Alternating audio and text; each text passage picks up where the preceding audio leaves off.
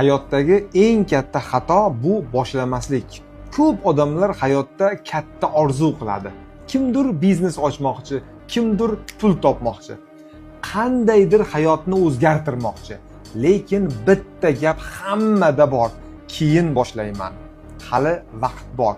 Sharoit bo'lsa boshlayman. Lekin hayot kutib turmaydi. Haqiqat shundaki, ko'p odamlarning orzusi amalga oshmaydi. Sababi imkoniyat yo'qligi emas, sababi boshlamaslik. Inson ideal vaqtni, ideal paytni kutadi. Lekin ideal payt bo'lmaydi. Har bir katta natija kichik qadamlardan boshlangan. Har bir katta biznes bir dona qarordan boshlangan. Shuning uchun uzoq o'ylash shart emas. Qadam tashlash kerak. Chunki harakat hayotni o'zgartiradi. Bu bilimlar foydali bo'ldimi? Obuna bo'ling.